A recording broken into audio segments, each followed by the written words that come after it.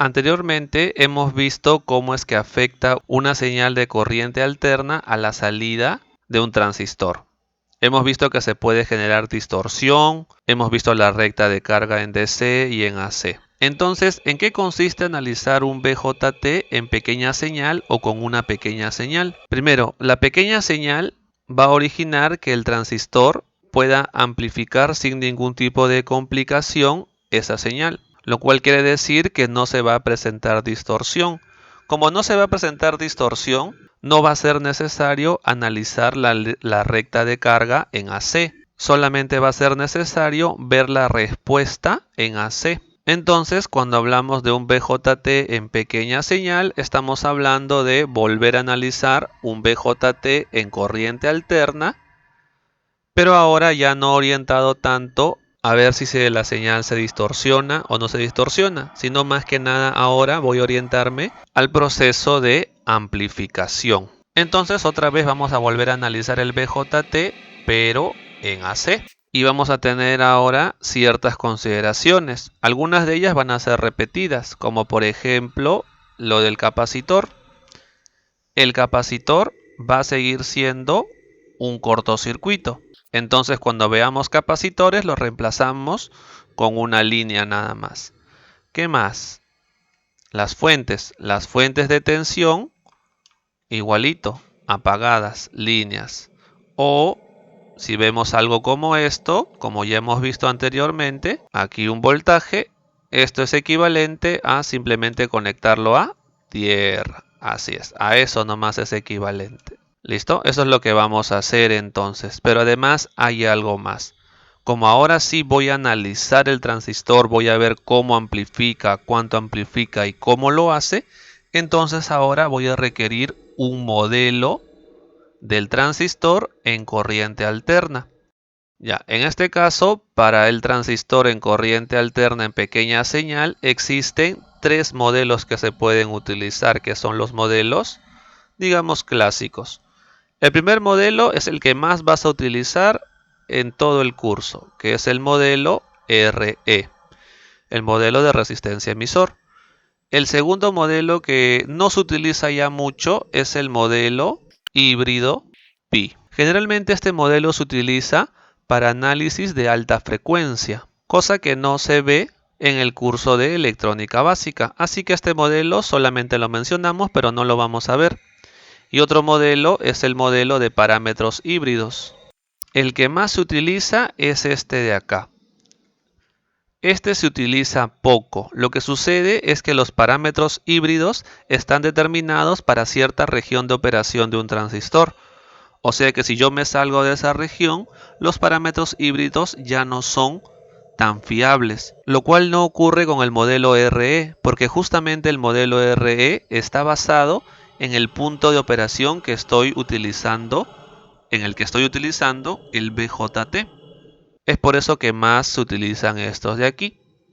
Entonces vamos a ver ese modelo, modelo RE. A ver, recordemos un poquito, ¿no? Vimos que un transistor NPN es de esta forma. Cuando analizamos la primera parte, vimos que este transistor tiene un modelo equivalente, ¿no? Que básicamente me hacía entender muy bien cómo funcionaba. Vamos a recordarlo. Este modelo de acá, que es el modelo en DC. Justamente el modelo en AC, el modelo RE, está basado en el mismo concepto. Primero, aquí está la base. Ya.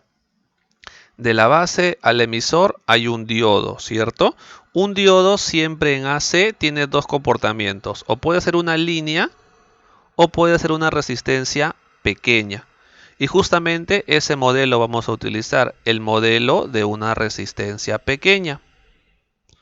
Esa resistencia, fíjate que debe estar entre la base y el emisor. O sea, esto es el emisor.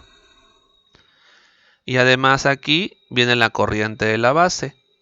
Como estamos trabajando en AC, la corriente de la base recuerda que lo escribimos con minúscula. Luego recordemos que este diodo de acá no conduce, o sea que está en circuito abierto, por lo tanto no va nada por ahí.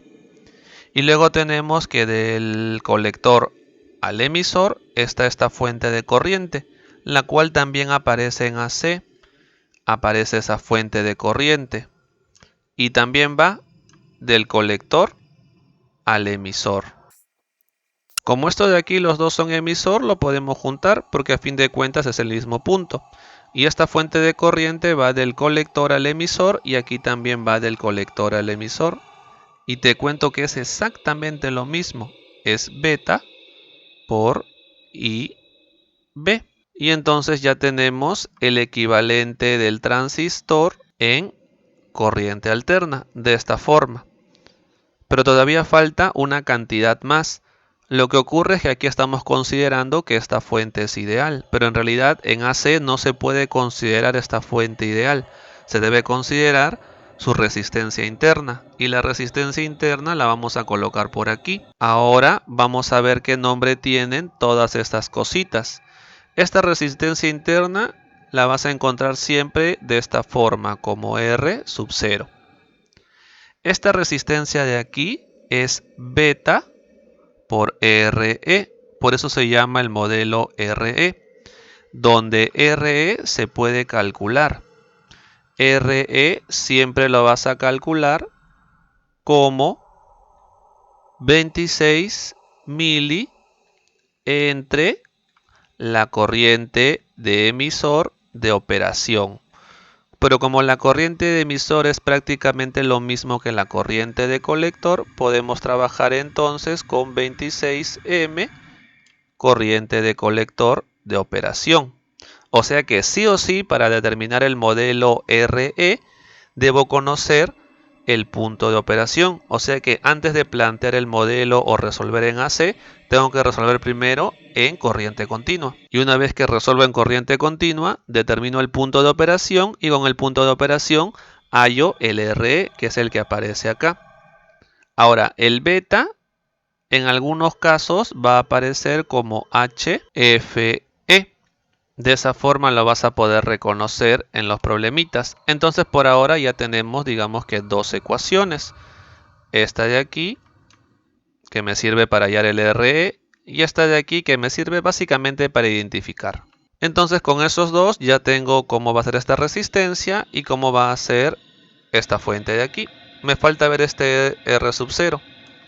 Ya, el R sub 0 se calcula así, mira, el R sub 0 es igual a el voltaje de Early entre la corriente del colector de operación. Ahora te preguntarás, ¿no? ¿Y qué cosa es esto del voltaje de Early? Qué raro, nunca habíamos escuchado eso hasta ahorita. Ya, primero, para aplicar esto, el problema tiene que darte el voltaje de Early. Así, igualito como está acá, así tiene que aparecer, VA. Y simplemente lo reemplazas aquí, hallas la corriente de colector de operación y obtienes R sub 0. Una observación, ¿ya? Un ojito. Si no mencionan nada con respecto a R sub 0, entonces asumimos que R sub 0 tiende al infinito. Y si tiende al infinito, mi circuito equivalente, esta cosita, ya no debería aparecer el R sub 0. Entonces cuando asumo esta situación, no dibujo el R sub 0, simplemente esto va a ser mi circuito equivalente. Entonces simplemente hay que tener cuidado con lo que indica el problema. En algunos problemas te van a dar directamente esto, así que esta ecuación no tienes que recordarla necesariamente. Y si no te dan recuerda R sub 0, asumes que es infinito y simplemente resuelves para este circuito de aquí equivalente. Ahora la pregunta continúa, ¿no? ¿Qué cosa es el voltaje de Early? Se escribe así por si acaso. Bueno, un señor llamado Early fue el que descubrió ese voltaje. ¿Cómo lo descubrió? Simplemente comenzó a analizar la gráfica corriente de colector versus voltaje colector-emisor. Y se percató de algo curioso. Cuando él colocaba por aquí la corriente de colector y colocaba por aquí el voltaje colector-emisor, se comenzaban a generar gráficas como las que hemos visto, ¿no? Esta gráfica de aquí que dependía de la corriente de base 1, esta gráfica de aquí que dependía de la corriente de base 2 y esta gráfica de aquí que dependía de la corriente de base 3. Pero él se percató de algo. se percató que cuando él tomaba la asíntota, por ejemplo, de esta cosita, pasaba por un punto por aquí. Y cuando tomaba la asíntota de la otra gráfica, por casualidades de la vida, pasaba por el mismo punto. Y para la otra gráfica también pasaba por el mismo punto. Y ese punto era común para un transistor que funcionaba a diferentes corrientes de base. Y ese fue su gran descubrimiento. Y es por eso que a ese puntito se le llama el voltaje de Early, que es el punto en el cual concurren todas las asíntotas de las gráficas corriente de colector, voltaje colector emisor. Ahora, esta cosita obviamente es negativa, por eso es que aquí se coloca solamente el valor y siempre el dato va a ser, en caso de que aparezca, el valor, porque recuerda que esta resistencia debe ser positiva. Bueno, eso es básicamente el voltaje de Early. Obviamente no lo vas a utilizar de esa forma en los problemas, no te van a dar los gráficos y vas a hacer asíntota, no, eso no va a pasar en los problemas. Lo que podría pasar en los problemas es que te den el valor del voltaje de Early, justamente para que hayas el R sub 0. Y si no dan el voltaje de Early o no dan el R sub 0, asumimos esto. Y con eso resolvemos. O sea, en vez de colocar el transistor, vamos a colocar esta cosita. Y entonces ese es el modelo Pi con esas características. Perdón, el modelo RE. Vamos ahora con el modelo de parámetros híbridos. El modelo de parámetros híbridos es de esta forma, mira. Por la forma te das cuenta que se parece un poquito a lo que hemos visto por aquí, porque también aparece una resistencia y aparece una fuente de corriente que es la de acá. Y aquí aparece una fuente de tensión de esta forma. Y los parámetros híbridos son, aquí es HIE, aquí es HRE, HFE y aquí es OE. Esta cosita es básicamente una resistencia, o sea que este parámetro va a estar en ohmios. Esta cosita de aquí no está en ohmios, esta cosita es solamente un número, porque esto se multiplica por el voltaje colector emisor. Esta cosita también es un número, esta cosita está multiplicado por la corriente de la base, que es esto de acá. Y esta cosita de acá está dado en unidades 1 entre ohm. Es por eso que si quieres hallar la resistencia que está acá, debes hallarlo como 1 entre H o E. Y de esa forma entonces son los parámetros híbridos, pero como mencioné, estos parámetros híbridos son muy sensibles a los cambios o al punto de operación del transistor. Tienen un rango muy limitado de uso, es por eso que esto se aplica muy poco. Sin embargo, de repente el profesor en el examen o en la práctica te da los parámetros híbridos, entonces solamente tendrías que reemplazar aquí y trabajar con esos parámetros híbridos. Ahora, entre estos parámetros híbridos y estos de aquí hay una relación que es bastante cercana. Vamos a ver esa relación por aquí. Primero, a ver, la resistencia, te cuento, esta resistencia de acá es la misma que está acá. O sea que el HIE es igual a beta RE.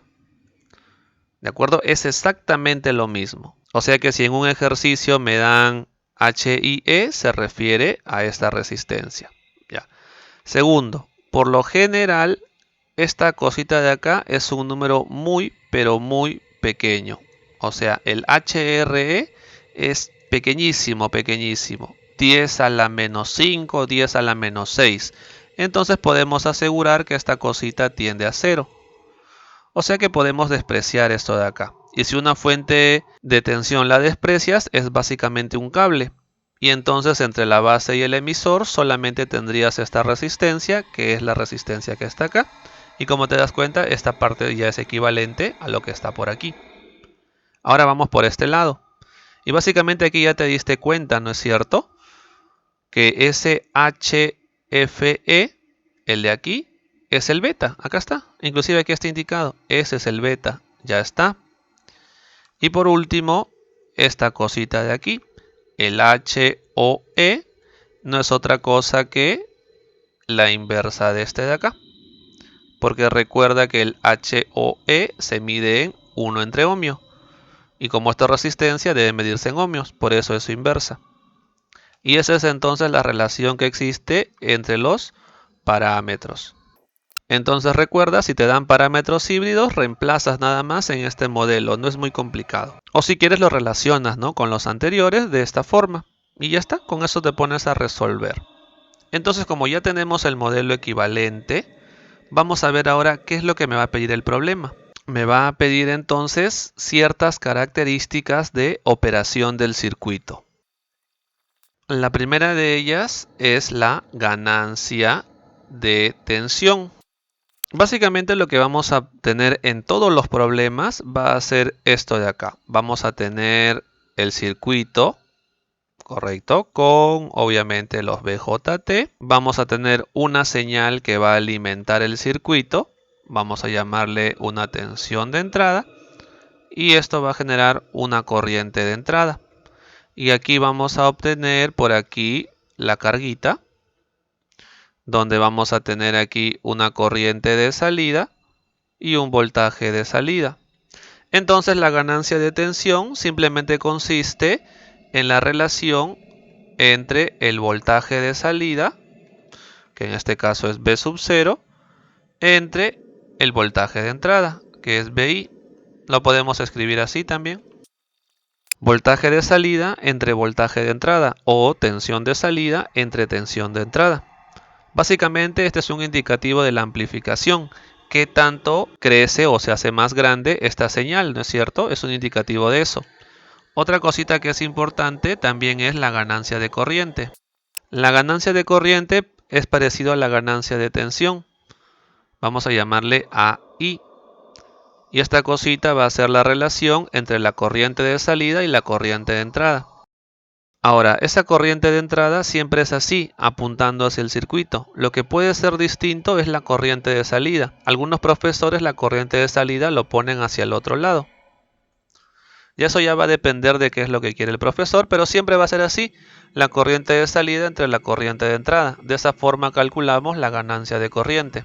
Estos dos parámetros me relacionan las salidas con las entradas, o sea, qué tanto de la entrada se va a amplificar. Pero recordemos que el BJT también va a estar funcionando, o sea que parte de lo que yo entregue por este lado va a afectar también al BJT. Para saber qué tanto afecta a los transistores es que vamos a tener que calcular una cantidad o dos cantidades más, que son la impedancia de entrada, que es la impedancia que se mide a través de los bornes de entrada del circuito. Esto es la impedancia de entrada, que es una medida de la corriente extraída por el transistor. Como mencioné, ¿no?, estos parámetros me indican qué es lo que está ocurriendo entre la entrada y la salida, mas no me indican qué es lo que le está pasando al transistor.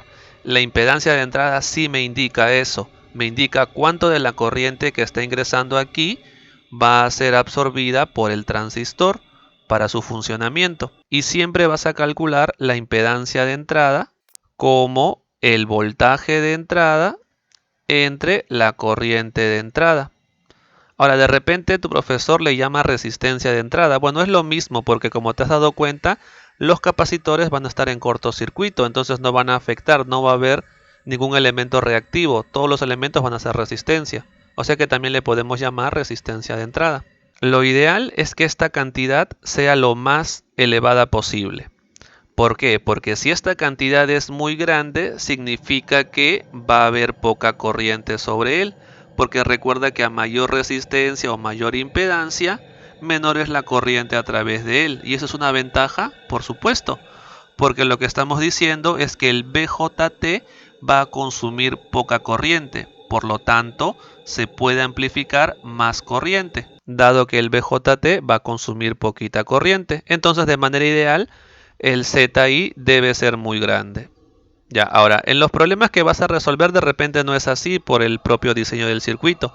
Pero si tú vas a diseñar algo, lo recomendable es que ese algo que vas a diseñar tenga una impedancia de entrada muy grande. Es la recomendación. Nuevamente, para que no haya confusiones, ¿de acuerdo? Esto que estoy indicando por aquí es solamente un criterio de diseño. Cuando tú vayas al laboratorio y quieras diseñar un circuito para que haga algo en particular, debes tratar de que sea de esta forma. Tu Z de entrada muy grande.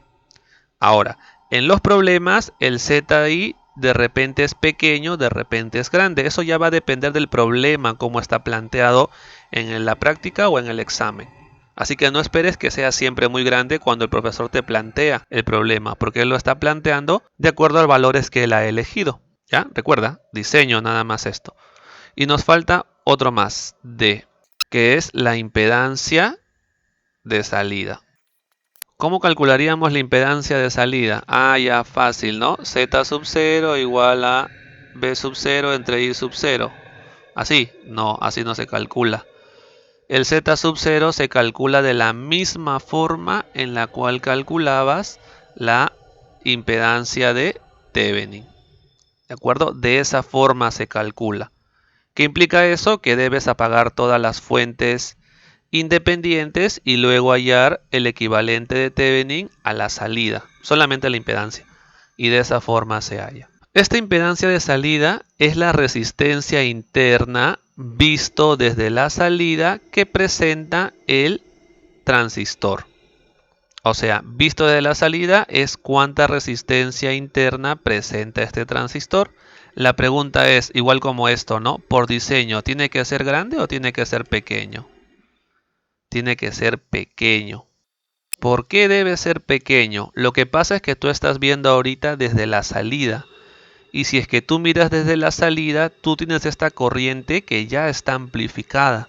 Entonces, corriente al cuadrado por Z sub 0 me va a dar la potencia. Pero yo quiero que esto consuma la menor cantidad de potencia. Es por eso que su resistencia, visto desde la salida, debe ser muy pequeña. Nuevamente, esto es criterio de diseño. Si en el problema solamente te piden analizar o calcular esta cantidad, operas nada más y lo que salga. Pero si vas a diseñar un circuito para un propósito en particular, esta es la recomendación. Ahora, si haces un poquito de memoria, esta cosita tú la has visto en el curso de circuitos eléctricos. ¿Recuerdas que había un dispositivo que se llamaba amplificador operacional y que tenía por aquí una entrada inversora, una entrada no inversora y que se modelaba como si esto fuese una resistencia por aquí y por aquí apareció una fuente de tensión con su resistencia, ¿no? Y por aquí esto salía así y esto estaba a tierra. ¿Te acuerdas cómo tenía que hacer esta resistencia para que amplifique la mayor cantidad de potencia o para que funcione idealmente? Esa resistencia debía ser muy grande, ¿cierto? Debía tender al infinito, justamente lo que hemos indicado por aquí. ¿Y esta resistencia cómo debía ser? Esa resistencia debía ser muy pequeñita para que de esa forma la salida no se consuma casi nada de potencia por este elemento y toda la potencia se pueda retirar por aquí.